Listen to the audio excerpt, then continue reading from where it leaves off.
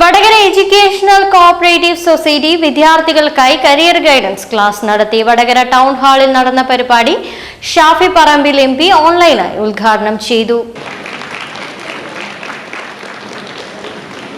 പ്രിയപ്പെട്ടവർക്ക് എല്ലാവർക്കും സ്നേഹാശംസകൾ.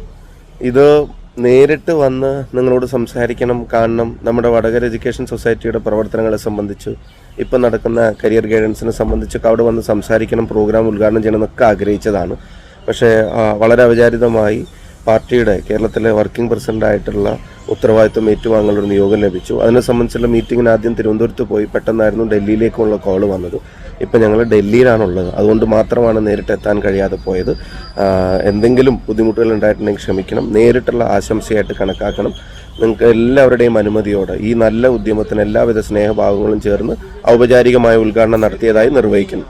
Municipal chairperson KP Bindu മുഖ്യാതിഥിയായി. സംഘം പ്രസിഡന്റ് അഡ്വക്കേറ്റ് C വത്സലൻ അധ്യക്ഷത വഹിച്ചു. ഷാഫി പുൽപ്പാറ ക്ലാസ് എടുത്തു. VK Preman, NK Raveendran, Reeja K, Babu Karivilodi, Babu Chathotha, Bijul Ayadathil, KK Murugadas, Sajini IK, Girish C, doctor KP Ammakutty, professor M Vijayalakshmi, Subith CK, Ayisha Risna, Kishore Kanth Moypoth എന്നിവർ സംസാരിച്ചു.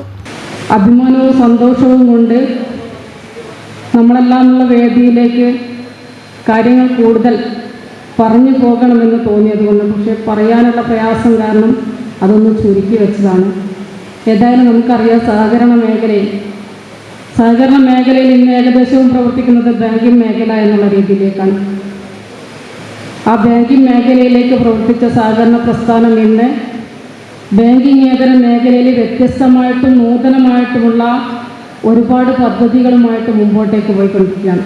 സഹകരണ മേഖല കൈവച്ച നൂതനമായ പദ്ധതികളൊക്കെ തന്നെ ഇന്ന് ഏറ്റവും നല്ല രീതിയിലേക്ക് മാതൃകാപരമായിട്ട് ലക്ഷ്യത്തിലേക്ക് എത്തിക്കാൻ വേണ്ടിയിട്ട് സാധിച്ചു എന്നുള്ളൊരു അഭിമാനവും നമുക്ക് കേരളക്കാർക്ക് ഉള്ളതാണ്. നമുക്കെപ്പോഴും ആശ്രയ കേന്ദ്രം എന്നുള്ള രീതിയിലേക്ക് സഹകരണ മേഖലയിൽ തന്നെയാണ് നമ്മൾ ആദ്യം എത്തുക. അത്തരം സഹകരണ മേഖലയ്ക്കുള്ളിലേക്ക് വടകര എഡ്യൂക്കേഷൻ കോഓപ്പറേറ്റീവ് സൊസൈറ്റി വക്കീലിവിടെ സൂചിപ്പിച്ചതുപോലെ തന്നെ ടീച്ചേഴ്സ് ട്രെയിനിങ് കോഴ്സ് ആയിക്കോട്ടെ, ഹെൽത്ത് ഇൻസ്പെക്ടർ കോഴ്സ് ആയിക്കോട്ടെ, മറ്റ് കോളേജ് തലങ്ങളിലേക്കുള്ള ഇടപെടലുകളൊക്കെ തന്നെ നടത്തി മുന്നോട്ടേക്ക് പോകുമ്പോൾ ഇന്നിവിടെ നമുക്ക് 19-ാം തീയതി +2 റിസൾട്ട് വരികയാണ്.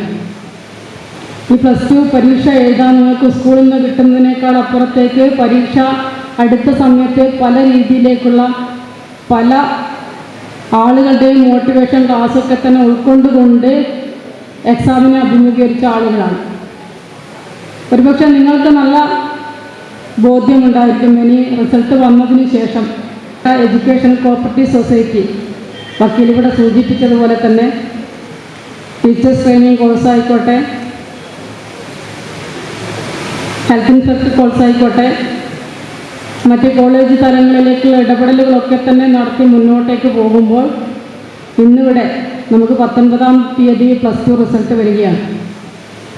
ഈ +2 പരീക്ഷ എഴുതാൻ നിങ്ങൾക്ക് സ്കൂളിൽ നിന്ന് കിട്ടുന്നതിനേക്കാൾ അപ്പുറത്തേക്ക് പരീക്ഷ അടുത്ത സമയത്ത് പല രീതിയിലേക്കുള്ള പല ആളുകളുടെയും മോട്ടിവേഷൻ ക്ലാസ്സൊക്കെ തന്നെ ഉൾക്കൊണ്ടുകൊണ്ട് എക്സാമിനെ അഭിമുഖീകരിച്ച ആളുകളാണ്.